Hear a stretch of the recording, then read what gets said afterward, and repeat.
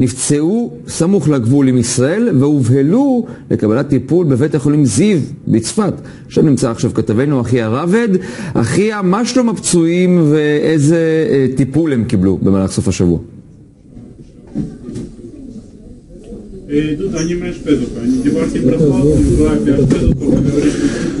כן, עטילה, הם אכן הגיעו לפה אתמול אחר הצהריים. אחד מהם היה במצב אנוש, הוא הוכנס לחדר ניתוח, עדיין מאושפז כרגע במחלקה לטיפול נמרץ. 6 אחרים סובלים מפציעות קלות יותר, אבל הפצועים האלה באמת נפצעו בקרבות עם הצבא הסורי לא רחוק מהגבול. הם הגיעו בכוחות עצמם לאזור הגבול, ומשם צה"ל פינה אותם כאן לבית החולים, ונמצא איתנו פה מנהל בית החולים, דוקטור אוסקר רמבון. הוא יעדכן אותנו בצורה יותר רצינית על מצבם של הפצועים האלה. בוקר טוב, דוקטור רמבון.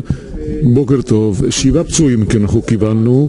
אחד מוגדר קשה, הוא בטיפול נמרץ מונשם, יצטרך ניתוח בהמשך היום או עוד מחר, תלוי במצבו. עוד 6 פצועים, פציעה מוגדרת בינונית אצל כולם. הם כולם עברו ניתוח אתמול בשעות הערב והלילה, הם מתאוששים. חלק מהם גם יצטרך ניתוח המשך בהתאם להתפתחויות. אתה יכול להגדיר את האופי של הפציעות שלהם? מאיזה סוג של תחמושת הם נפצעו? הם נפצעו או מרסיסים או מקליעים, הם כולם פציעות חודרות. מעבר לזה אני כבר לא יכול לתת לך, אין לי מושג מבחינת מי ומה. מה הם סיפרו בעצם לצוות הרפואי לגבי הנסיבות של הפציעה שלהם? הם לא נשאלו לגבי הנסיבות. מה שבדרך כלל אתה מתחשר עם פצוע שכזה, לזהות את הפצע, מתי זה קרה, כי זה, אם זה באותו יום או יום קודם זה חשוב, ולא מעבר לזה אנחנו לא מתחקרים אותם על באיזה צד הם ודברים מסוג זה שאולי יותר מעניין את התקשורת, אבל אנחנו צריכים רק לטפל באדם שהוא ולא כל כך נכנסים מה תפקידו בצד ההוא של הגבול. אני מבין שהצבא פה בעצם גם מגן עליהם כרגע פה בבית החולים, גם הודיע שלא יהיה המשך בעצם לטיפול הזה, שלא יגיעו עוד פצועים. אתם יודעים על פצועים נוספים שאמורים להגיע לכאן?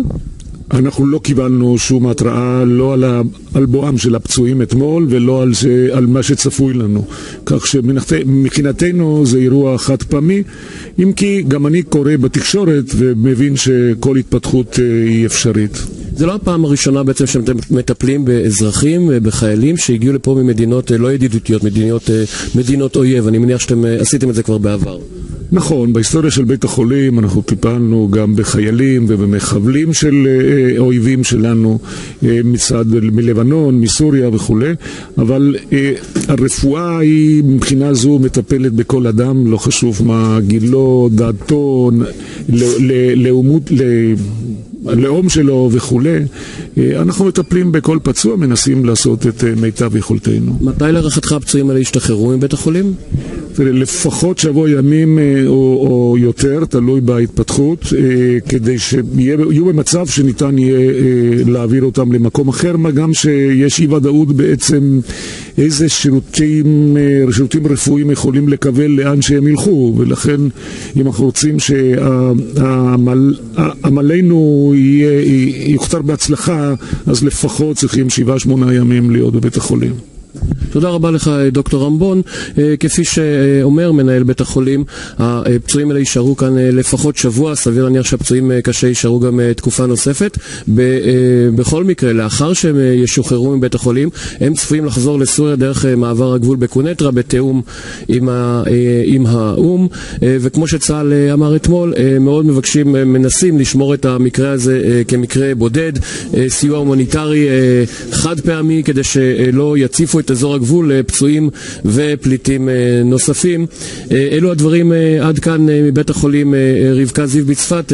עטילה, תודה רבה. אחיה רבד, תודה רבה לך בצפת.